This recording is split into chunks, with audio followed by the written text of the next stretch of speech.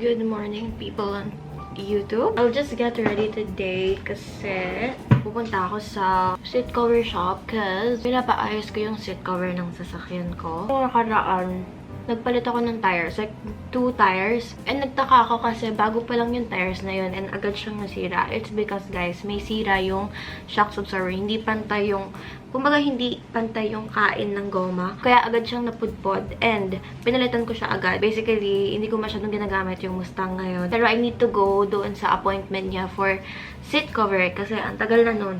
Like, bruh. Having a sports car is maintenance. You should have a budget for maintenance. It's already 11:42. Yung biyahe namin is like 30 minutes. My brother will join me later para hindi ako mag-board kasi I think ilalagay na yung seats. I already put back my things sa room ko. I have like concern here guys, but hindi pantay. Like look at this. Hindi siya pantay. Yan na yung todo niya. And this one, medyo mahaba pa yung todo niya. See? I am in the car. Excuse my freaking hair because I don't have time to curl my hair and I usually practice talaga hitless curls na because my hair is freaking dry after we actually dry na talaga siya before pa ako magpunta ng Boracay but now it's triple ever freaking dry hair. You have like suggestions for hair treatment do home kasi ayoko talaga lumalabas ng bahay.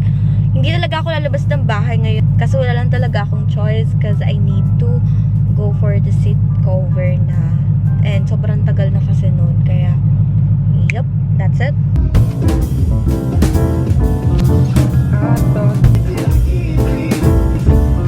Here na guys, nakasakay ako sa kotse ng brother ko. Kasi ako di ako pwede, baka ma-sunburn. Okay. Kinakausap niya yung owner and as you can see, parang di ako maangat ngayon. 5 hours daw. Kasi nagpalagay pa ako ng sidings. I decided na magpa-nail extensions na lang ako. Kulang na yung nails ko, so I need to get this done.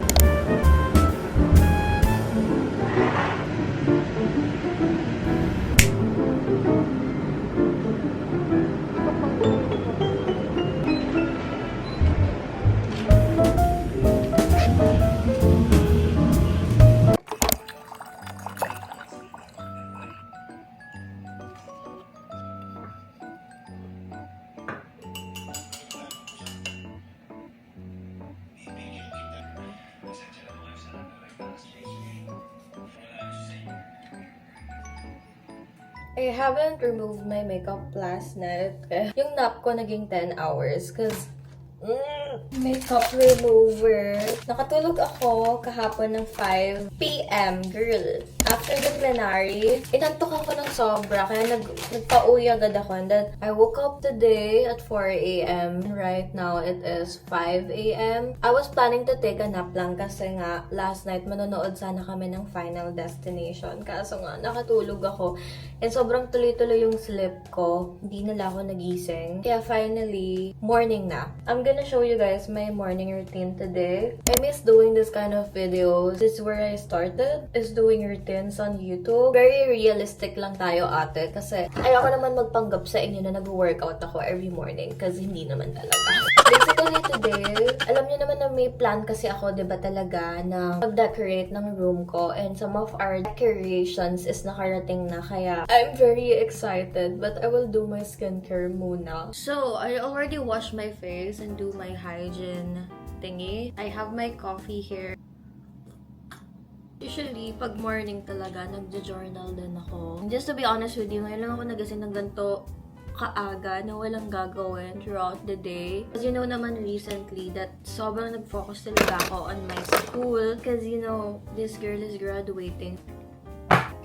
For my morning skin prep, Clinique Moisture Surge.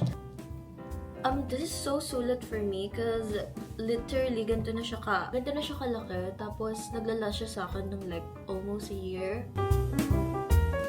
Ngayon talaga ako mag-skincare kasi hindi ako nakapag-skincare last night. This is from Skin 1004. It's the Pore Minimizing Fresh Ampule. after the Boracay, sobrang naging dry yung skin ko. And I got like few breakouts here. And the last step is basically moisturizer. This is Madagascar Centella Pore Minimizing Gel.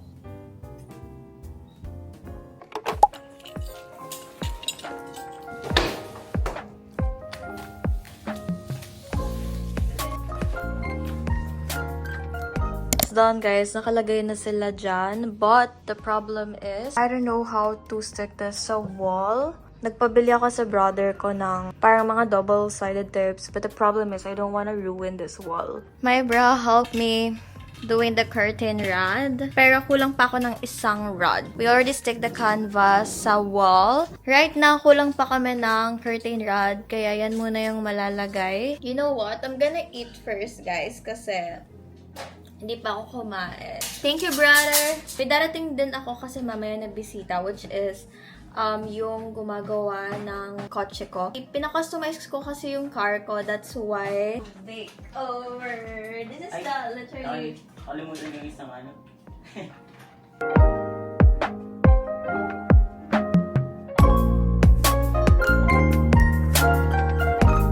So, update guys, lilinisin ko muna tong area kasi nga, nag-post ako dito sa ginagawa ko kasi dumating na nag-i-install ng seats ko for my car. Later, I will show you guys yung finish result ng car ko, but yeah, let's start doing this muna habang ginagawa ni Kuya yung sa baba. My curtain here is hindi pa siya tapos kasi hindi pa ako nakabili ng curtain rod. So, basically, 2 layers kasi to. Yung block out niya, wala pa. Kaka-check out ko pa lang. Kasi ngayon ko pa lang na-realize na bakit wala akong isang curtain rod. Oh my gosh! Medyo hindi na siya nag-work to. Parang sira na siya. Okay, I think I have to dispose this one kasi it's not working anymore.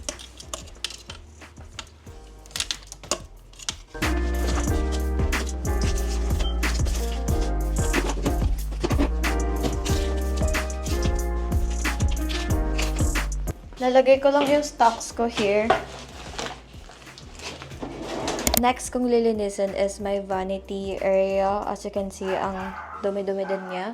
This is the number 2 vanity. I don't know what will I do to this vanity, guys. I'm planning to sell this one. Pero may mga konting dents na lang siya. So for sure, I'm gonna sell this one sa lower price na lang. Pero may konting budget pa kayo for wallpaper dyan sa gilid. Konti lang naman. And one drawer there is already missing kasi nasira na din siya. Let me know if may interesado pa dito sa vanity nito. Please DM nyo lang ako sa Instagram. Okay, let's do my vanity.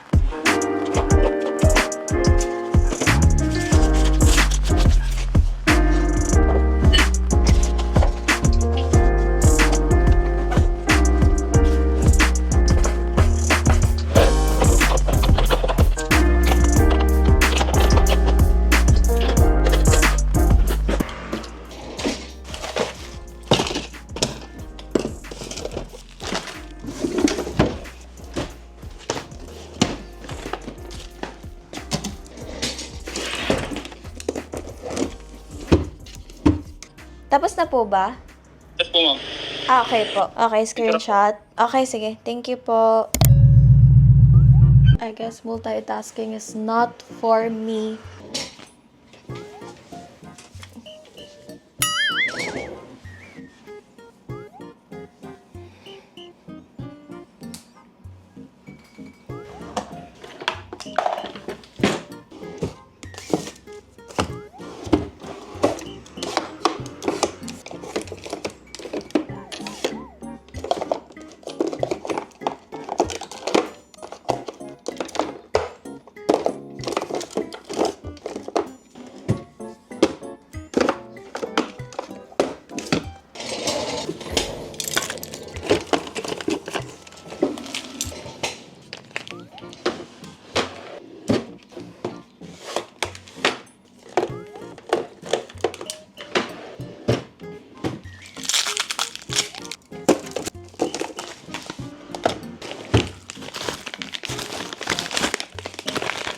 Dental floss.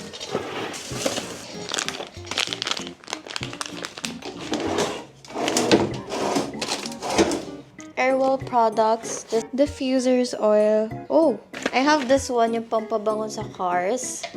But, I'm gonna refill my Jo Malone empty bottle.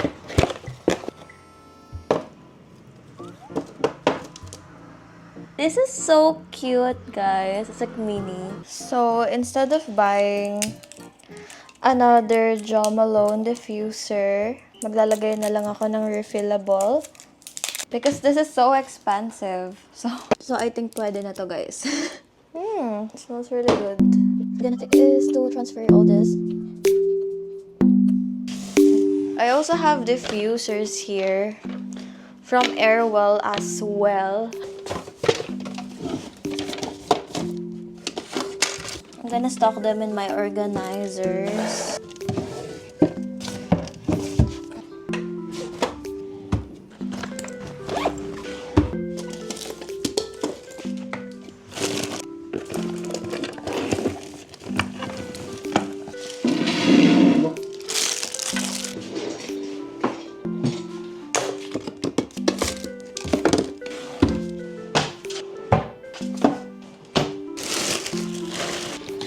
Nike actually sent me a PR. I would love to test them out today. Nike for Women 24R. This is for underarms. Kaso hindi ako gumagamit ng ganito. Smells good. Then this one is the body mist. Ito siguro pwede pa. Smells good. Bango. Bango. Grabe. Then this is Nike. This is for men. For women then. Can I try this? Then ito yung naka box pouch. Perfume.